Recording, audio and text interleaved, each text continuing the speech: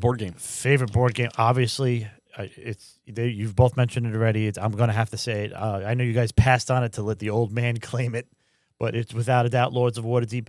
The theme, it's D&D. Every card that I read, it's the 4,700 books I read in the Forgotten Realms. Another thing about D&D and me, it's Forgotten Realms and Dragonlance, those two campaign settings.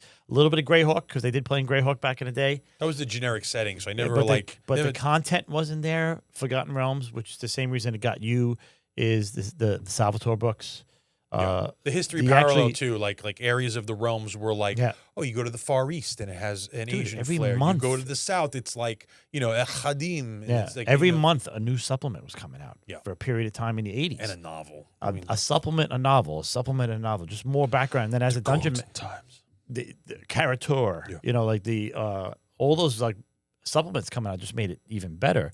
So Waterdeep was an extension. So Waterdeep is an extension of that. And then the funny story about Waterdeep, though, I have to, because we're going to have to get Big John on the show at this point, because we keep mentioning Big John between the game room and whatever. Do we have to? We have to, because you want. And where's he going to fit? Yeah. You know what? We're going to need a bigger table. We might have to blow out the ceilings again.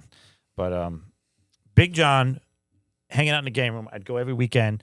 We'd go get some, we'll mention the pen story at Johnny Rockets. Johnny Rockets one of these days. We'll mention that. But for now, I used to go eat lunch with Big John. We would talk shop, maybe play a game, just basically shoot the shit, as we say.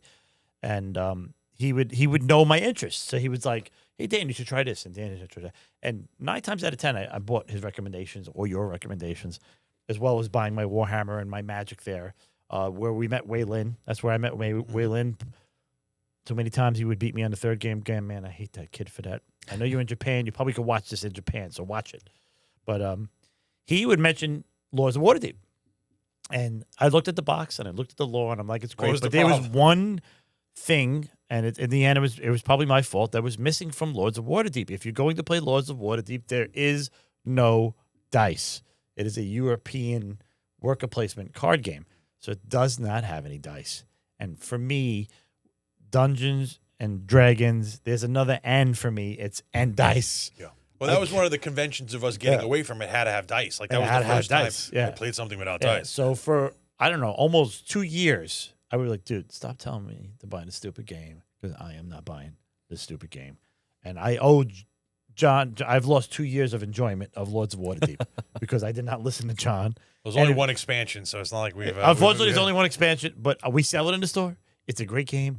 It's like $50, and you want to talk about getting your money's worth out of a $50 game, and the expansion I think is another $40 and there's actually 2 expansions in the expansion box. Modular. Yeah, there's 2. Yeah, you could use one or use both. You can use one, you can use both, you can use all 3. I can guarantee you we will definitely do a playthrough of Lords of Waterdeep for this podcast at some point. Yeah. And you'll see the blinged out versions like that we all have, like the metal coins. That's the other thing, like the $50 game is now probably like a $350 game because they built metal coins. We have a lot of games like that, but that's a whole different show. You know what? We have to do it because we got the new play mat, the grippy mat. We do not have to use that. We have to use the grippy mat. We're not using corruption, but Sal hates corruption. Mr. Evil himself doesn't like corruption. I love the corruption. So hard. It's so hard. Go back. It's like, come on. So my board game is without it. Mini games. The other games that you guys mentioned, I do love. I'll play anything once at the very least. That's one lesson that I've learned by bringing the young vampire in. Was I will play anything once at the very least and give anything a shot. So mini games, obviously, you know where I'm gonna go. It's Warhammer, and I will just say Warhammer in general because I have played every Warhammer game ever made. You name it, even the what was the little micro ones? Epic? Epic. I even played Epic. I still have Epic bases at home. I've played the pirate game. What the hell was that called? Dreadfleet. Dreadfleet. Okay. That was actually a really good game. Yeah, I still have it. You know what? We should bring it to the store and just show people that game. That only got maligned because it wasn't Man of War. Everybody wanted Man of War, and it wasn't. Yeah. Oh, it's a board game? Yeah. And that was like, once again, That was GW trying to make a single board game, and like we're not having it because it's not Warhammer. It's Fantasy not war. Battle. Where's my army book? I'm like, it is war. It's war on the ship. This is how these game. armies get from landmass to landmass. There's water in the way, and they fight on the water sometimes. And they were all unique captains, and like the Maelstrom ships, in the middle. The ships were unique too. They were very racially oriented. But it wasn't Man of War. It wasn't Man of War, so people got poo-pooed it. Obviously, I played Warhammer Fantasy 3rd Edition. Warhammer Quest? On and on. Warhammer Quest, which we got to break out. I have the 2 boxes of it. We should break that at the store. Right? That's just a great game. You never die in the dungeon. You just die on the road. You die just trying to get back to so you can level up and find your trainer. That was the worst. And die in a duel on the street. Finding the trainer, you had to find a trainer. Is there a trainer in this town? No, shit. So my level doesn't matter. Yeah, I mean nothing. Yeah. All that experience. Go back in the dungeon at level 1. It was a nightmare, but it was why we tortured ourselves because the game was fun. Right, the cleave mechanic, you would just chop heads off, kill 17 things at the same time. Power. Rolling the power every phase. You remember when you die. You remember when you die. Like that's a story that you're gonna. You might not remember every time that you've won, but you remember every time you die. So OG Quest games like Quest that kill you. Sometimes they're one of the most memorable. 40K, of course, best lore of any game ever made. Everybody knows it. I don't think anybody would argue. Mostly been a Smurf player, as they say. Courage and Honor, mostly an Ultramarine player. I do play Grey Knights as well. I've dabbled in Necrons a little bit. I think I own a little bit of what the time it was called Skitarii when they first came out. The Mechanicus. Mechanicus now. So definitely anything Warhammer. I will. I got honorable mention to Mordheim, which might be making a comeback. There's rumors around Warcry becoming Mordheim. That would be amazing. Yes, we have a whole. I have some tasty rumors we could talk about that different show. Stay tuned. So miniature gaming. I'm just going to mention Games Workshop. I think that's just easier for me to say. Fair enough. Yeah. Card game. Card games. It's really easy. Again, as an OG, I was there when it hit in '93. I remember getting a phone call. Why? Because I'm into D&D. I think it was Greg. What's his name? Now that you say it, it was Greg, right? It was Greg, and his wife was Storm. And how do you forget a girl named Storm? Her name was actually Storm. She was cool as hell, man. Yeah. Oh, it's in my head now. Yeah, I remember going. You took me to that dude's house, and that was like Magic Central. And I'm like I was a younger dude. Magic literally threw up in his living room. So he calls me up. He's like, Dan, you're into D&D, right? I said, yeah. He's like, oh, I got this card game. It's got knights and dragons, a Shivan dragon, and blah, blah, blah. You can just come and check it out. So I go there. He had 2 booster boxes. I get there about 8 o'clock. Next thing I know, it's 5 o'clock in the morning. The birds are chirping. We've been playing Magic all night. I immediately call in sick to work at 6 a.m. We went to get some breakfast at the Gold Dove Diner in Staten Island. We hung out a little while for the store to open, and now, because I'm old, it has come to me because I has relived the moment. The store was called the Alternate Realm. Alternate Realm. I was like, Pete. Okay. So now to say that we activated the core memory. I wasn't sure that was the store. That's the store I was referring to. So Pete was the proprietor of said location, the Alternate Realm. I hope this finds way to him because he was a great guy. Gave us a place to hide. Gave us a place to stay out of trouble. Also, gave us a place to play. And understanding how a game store works, like you used to. He was part of that too. He helped me learn some of the basics to running a game store and some of the things to do and some of the things not to do, but mostly what to do. But we went back to Pete and we bought 2 more boxes each, and I'm playing that. Next thing I know, I'm playing Magic, and that's all I was doing was playing freaking Magic. If I was like walking around with my binders all over the house.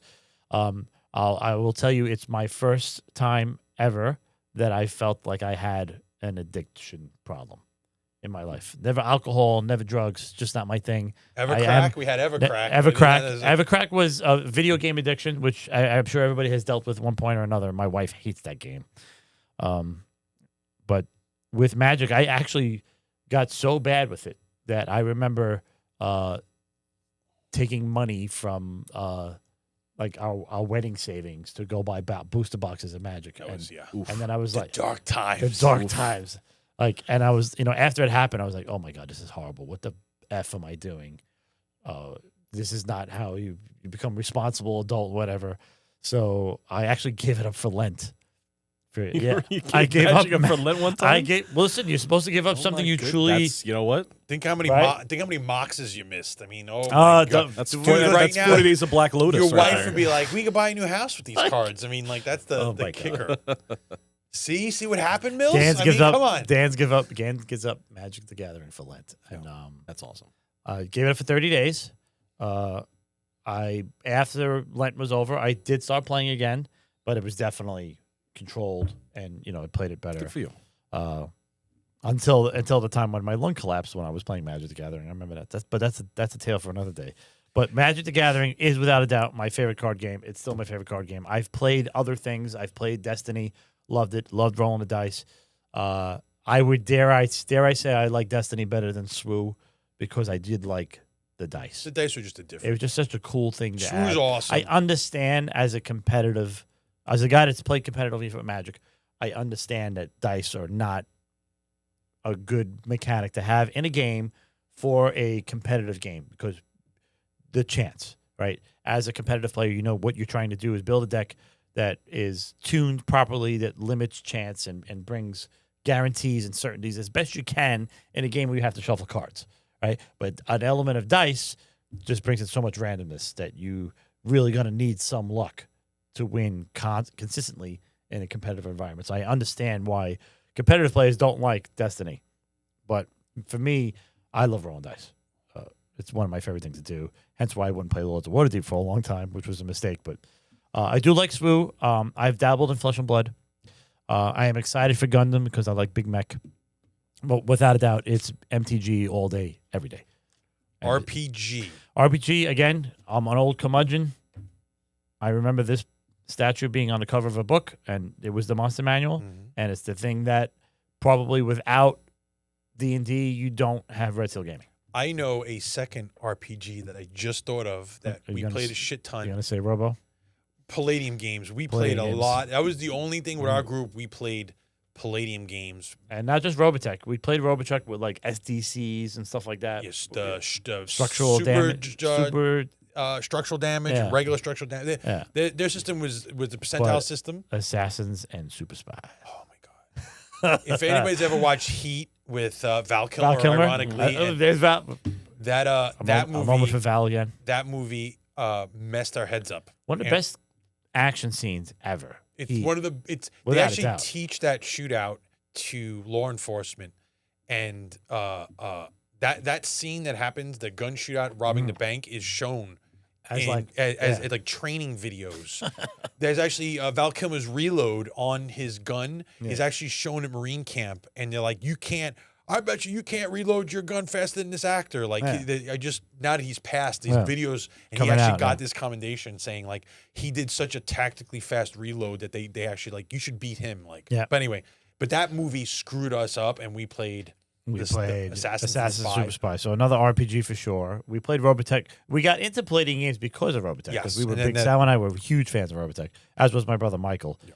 And we wanted to play something else, so we tried that for a little RPG. That was the system we really played. And then we found Assassins and Super Spies, and man, we had fun with that. But Bez had to do he had like a bionic implant. He ruined it. And he had the government was after him. He ruined it. Bez ruined it? Bez ruined it. And they found our hideout because the government was always looking for him. We're all like it was like an A-team thing, right? And they always looked for him. We're gonna do the job. But then all of a sudden now we have a cyborg with us who is just set him on fire and walk around. Like, the authorities are going to find him. He's a cyborg. That was. And they find us. They found us. We were hiding in we had like a sewer passage into like a warehouse. Highway. I never forget they were on the West Side Highway. That was the thing. Like, it was all based in reality. Reality. So it was tough to bring that other element in, but it was fun. But yeah, I forgot. I totally forgot that until you started talking about what's another RPG you play with Dan? Yeah. Uh-huh. Boom. Without a doubt, that game too.